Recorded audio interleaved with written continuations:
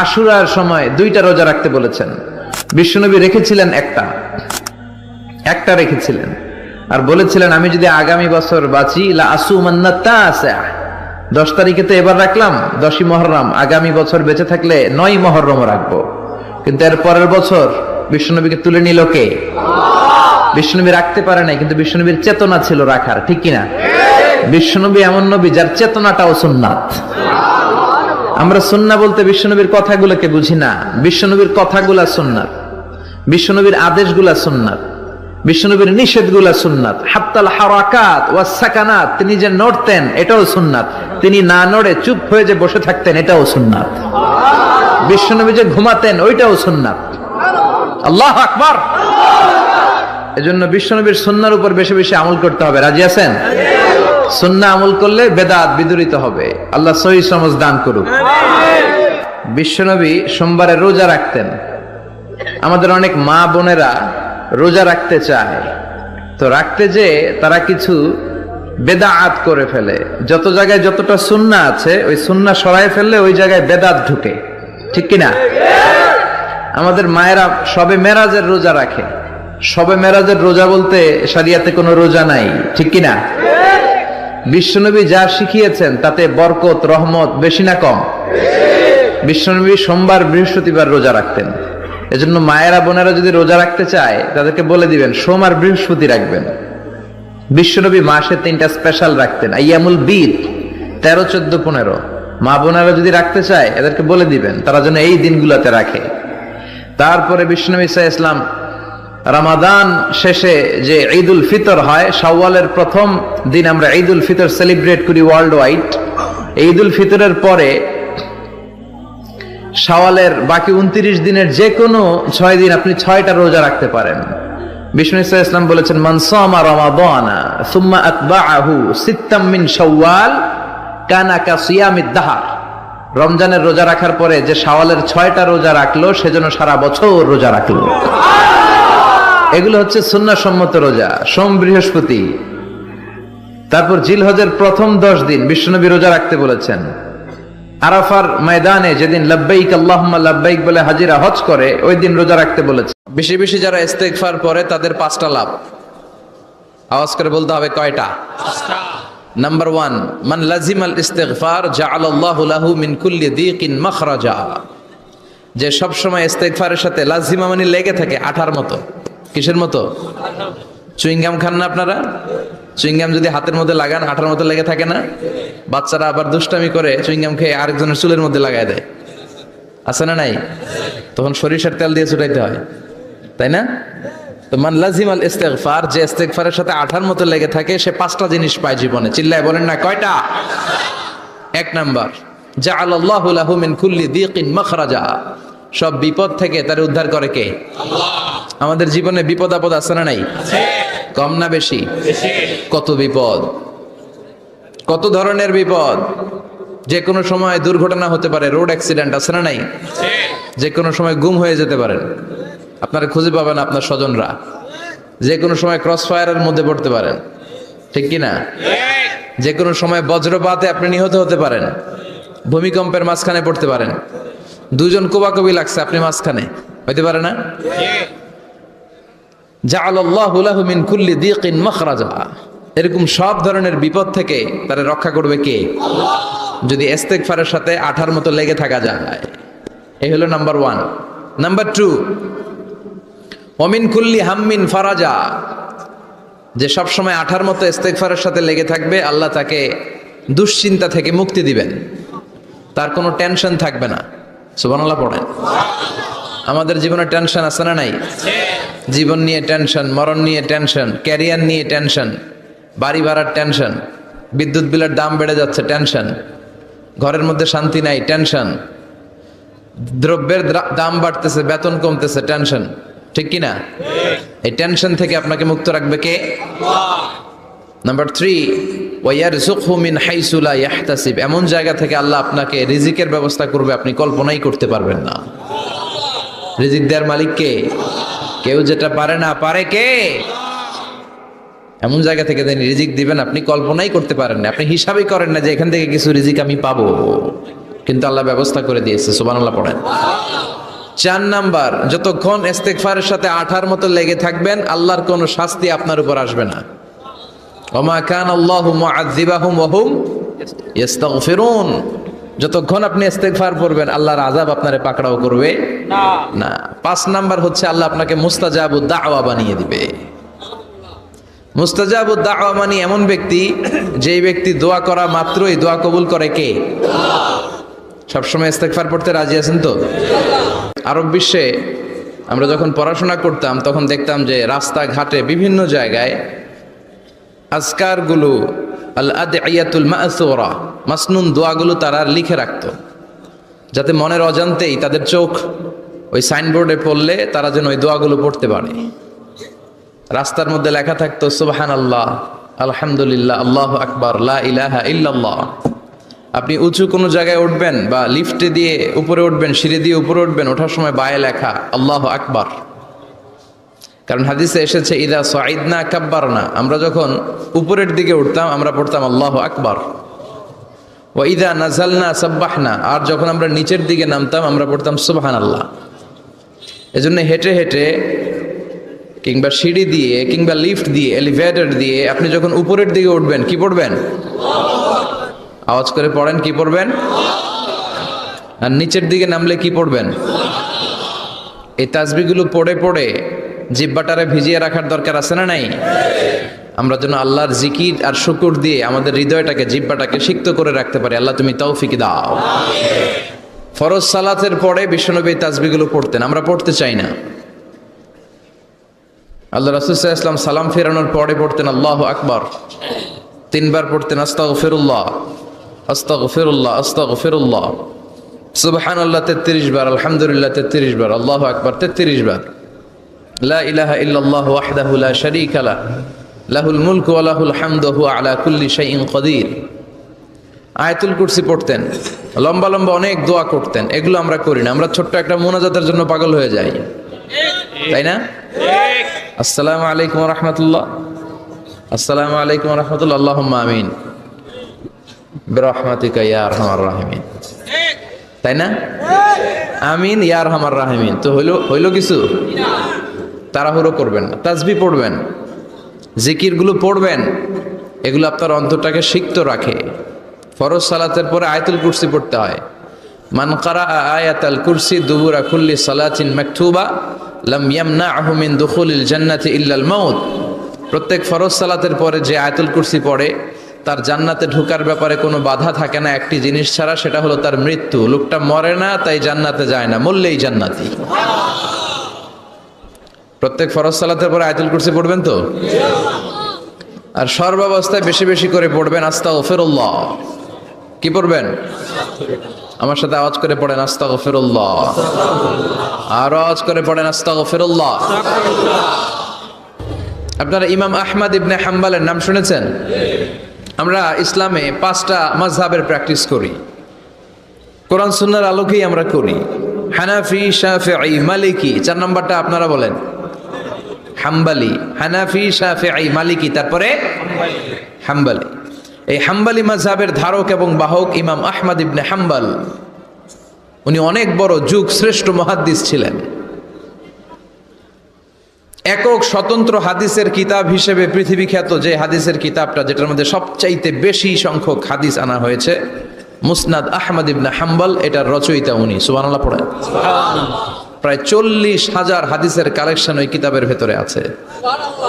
এই হাদিস কালেকশনের জন্য ইমাম আহমদ ইবনে হাম্বল বছরের পর বছর, যুগের পর যুগ, শহর থেকে গ্রাম, গ্রাম থেকে শহর চষে বেরিয়েছেন। ওনার শেষ জীবনটা উনি হাদিস সংগ্রহের কাজে ব্যয় করেছেন। একবার এক সফরে তিনি রাত্রিবেলা বেরোলেন। ইস্তেগফার পড়লে যে কি করে মানুষ মুস্তাজাবুদ দাওয়া হয় শুনেন। রাত্রিবেলা সফরে তিনি বেরোলেন, হাদিস সংগ্রহের সফর। পথিমধ্যে এক মসজিদে মাগরিবের নামাজ পড়লেন, এশার নামাজ পড়লেন। প্রচন্ড শীত, তিনি ভাবলেন আজকের রাতটা মসজিদেই কাটায় দেই, ফজরের সালাত পড়ে তারপরে বেরোবো। ব্যাগ থেকে কাঁথা বের করে তিনি শুয়ে পড়লেন। কিন্তু মসজিদের দারোয়ান এসে বলে, মসজিদে তো থাকা যাবে না, আপনি বের হন। ইমাম আহমদ ইবনে হাম্বল বললেন, আমি বৃদ্ধ মানুষ, প্রচন্ড শীত, কই যাব? আমি ফজরেরও মুসল্লি, ফজর নামাজও এই মসজিদে পড়বো, আমার এই বাজান তুমি থাকতে দাও। দারোয়ান বলেন, নো, থাকা যাবে না, মসজিদে থাকা যাবে না, বের হন, না হলে গাঠটি সহ বের করে দেব। চিনে নাই এটা যে ইমাম আহমদ ইবনে হাম্বল, সে বুঝতে পারে নাই। তো দারোয়ানের সাথে সুবিধা করতে না পেরে ইমাম আহমদ ইবনে হাম্বল ব্যাগ নিয়ে বেরোয় গেলেন। প্রচন্ড শীত, কাঁপছেন। হঠাৎ দেখে সামনে এক বাজার, ওই বাজারে এক খাব্বাজ বসে আছে। খাব্বাজ মানি রুটি বিক্রেতা, খাব্বাজ মানি যুবক, একজন রুটি বিক্রেতা, রুটি বিক্রি করে। যে যুবককে সালাম দিলেন, আসসালামু আলাইকুম। যুবক পড়লো, আলাইকুম আসসালাম। ইমাম আহমদ ইবনে হাম্বল বলল, যুবক, আমি মুসাফির মানুষ, থাকার জায়গা নাই, প্রচন্ড শীত। এই যে তুমি চুলার মধ্যে উনুনে রুটি বানাচ্ছ, আমি যদি তোমার চুলার পাশে বসে রাতটা কাটাই, তোমার কোনো সমস্যা হবে? যুবক বলেন, নো, কোনো সমস্যা নাই। আহলান ওয়া সাহলান ওয়া মারহাবান বিক, খোশ আমদেদ, সুস্বাগতম, আসেন। আপনি আমার চুলার পাশে বসে আগুন পোহালে আমার সমস্যা কি? আসেন, আসেন, বসেন, আপনি মুরব্বী মানুষ। ইমাম আহমদ ইবনে হাম্বল আল্লাহ শুকরিয়া করে চুলার পাশে বসে শীতের রাতে চুলা থেকে তাপ নিচ্ছেন, আগুন পোহাচ্ছেন। আর তিনি দেখতে লাগলেন, যুবক আটা দিয়ে রুটি বানায় আর পড়ে আস্তাগফিরুল্লাহ, রুটির খামির বানায় আর পড়ে আস্তাগফিরুল্লাহ, গোল গোল করে খামির দিয়ে দলা বানিয়ে সাজিয়ে রাখে আর পড়ে আস্তাগফিরুল্লাহ। রুটি বেলুন দিয়ে বলে এটারে চুলার ভেতরে ঢুকায় আর কি পড়ে আস্তাগফিরুল্লাহ। ক্রেতা আসলে ক্রেতাকে রুটি দেয় আর পড়ে, ক্রেতার হাত থেকে টাকা নিয়ে ক্যাশ বক্সে রাখে আর কি পড়ে। ইমাম আহমদ ইবনে হাম্বল তো অবাক, ঘটনা কি? আসার পর থেকে এই যুবকটারে দেখতেছি খালি পড়ে আস্তাগফিরুল্লাহ, আস্তাগফিরুল্লাহ। তিনি কৌতূহল বশত বললেন, যুবক, মা লাকা ইয়া শাব দাইমান তাকরাউনা আস্তাগফিরুল্লাহ, হে যুবক, তোমার ঘটনাটা কি?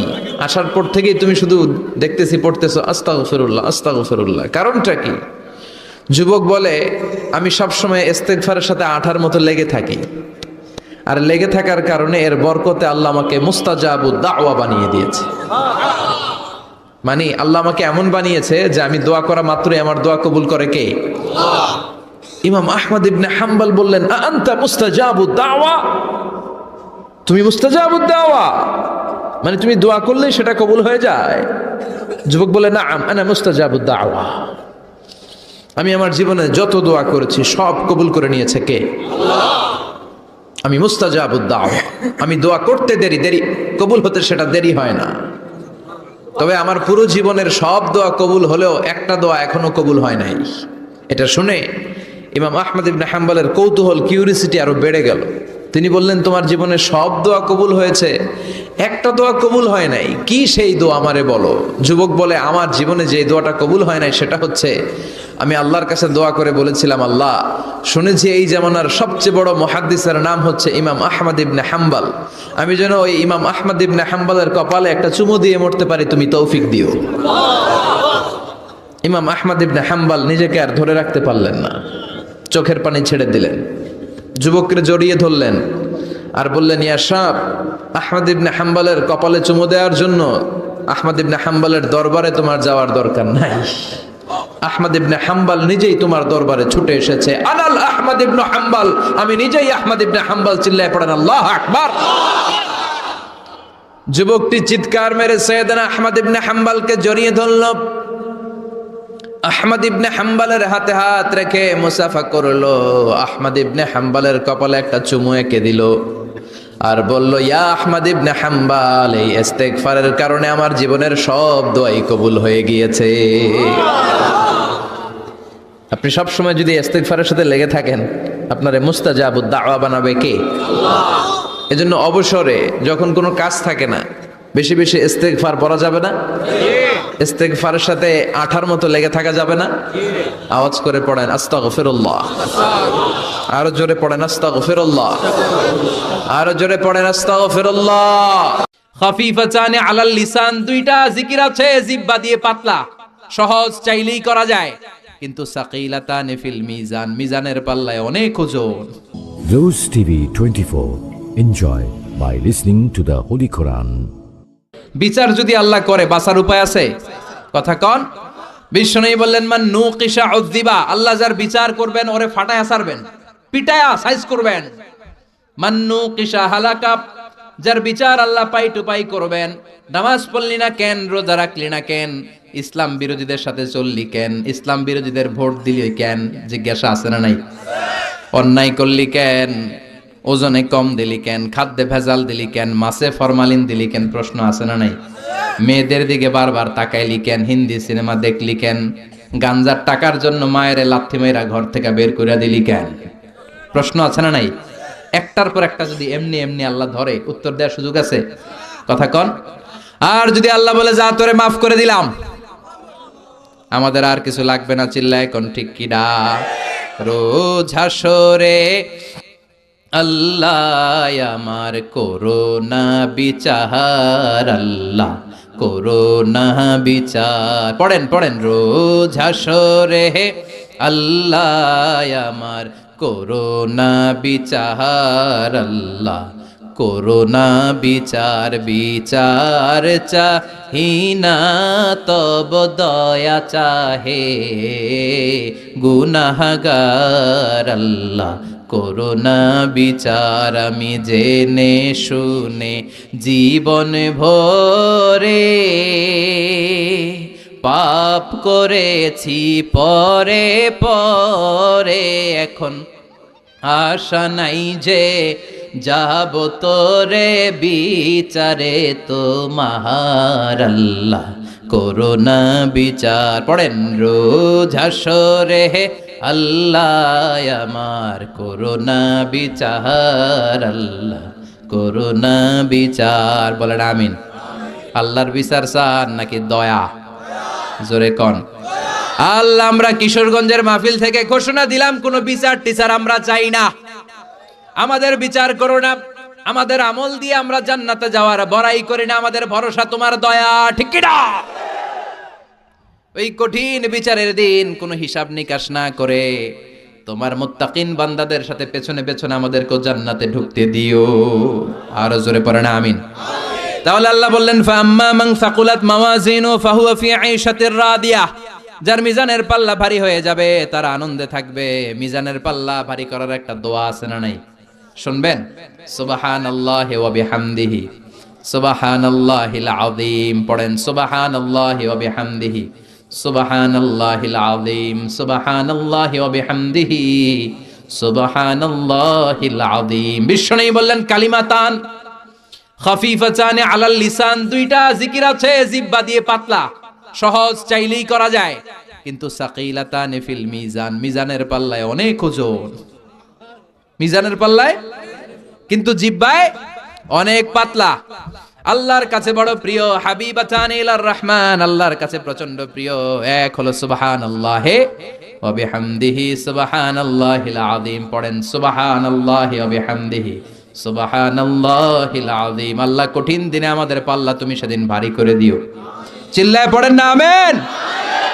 এরপর আল্লাহ বললেন, ওয়া আম্মা মান খাফফাত মাওয়াজিনু ফা উম্মুহু হাওিয়া ওয়া মা আদরাকা মা হিয়া নারুন হামিয়া। সেদিন যাদের মিজানের পাল্লা হালকা হয়ে যাবে চান্দু, তাদের শুরু হবে ফাইনাল খেলা। কথা কন, তাদের শুরু হবে কি খেলা? আল্লাহ, ওই দলে আমরা নাই, আমরা তোমার দল। কার দল? আমাদের পাল্লা ভারী করবে কে? আমাদেরকে বিজয় দিবে কে? আমাদেরকে জান্নাতের ময়দানে, এরকম তাফসীরের ময়দানে বসায় দিবে কে? আল্লাহ বললেন, ওয়া আম্মা মান খাফফাত মাওয়াজিনু, যার মিজানের পাল্লা হালকা হয়ে যাবে তাদের খেলা শুরু হবে। কি খেলা? সবাই কোন, আরো জোরে। তাদেরকে কিন্তু ডান হাতে আমলনামা দিবে না, কারণ আমরা হলাম ডানপন্থী, ওরা বামপন্থী, ঠিক কিনা? আমরা কি পন্থী? ডান হাত তোলেন, মুষ্টিবদ্ধ ডান হাতটাকে এরকম করে চিৎকার করে পড়েন, লিল্লাহে তাকবীর, লিল্লাহে তাকবীর, লিল্লাহে তাকবীর। চিৎকার করে বলেন, আমরা কোন পন্থী? কোন পন্থীরা জান্নাতে ঢুকবে? কোন পন্থীরা নবীর সুপারিশ পাবে? বামপন্থীদের সাথে আমাদের কোনো সম্পর্ক। আমরা ডানপন্থী হয় কবরে যেতে চাই, চিল্লায় বলো ঠিক কিনা? আল্লাহ, তুমি আমাদেরকে কবুল করো। আর জোরে পড়েন আমিন। যাদের মিজানের পাল্লা হালকা হয়ে যাবে ওদের ডান হাতে আমলনামা নাই, কোন হাতে?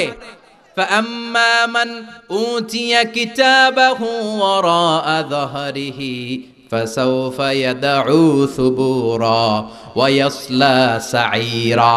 আর যাদেরকে পেছন থেকে এনে বা হাতে আমলনামা দেয়া হবে ওরা দিবে চিৎকার। দুনিয়াতে মজমাস্তি অনেক করেছে, দুনিয়াতে অনেক অন্যায় করেছে, অনেক জুলুম করেছে, অনেক ইসলামরে বাস দিয়েছে, ঠিক কি না? অনেক কালিমার বিরোধিতা করেছে, বিশ্বনবীরে গালি দিয়েছে, আমার নবীর নামে কার্টুন বানিয়েছে, এরকম ডাকাইত আছে না নাই? ওই দিন তাদের খেলা শুরু হবে। কি খেলা? আরো জোরে বলেন। ফাইনাল খেলা।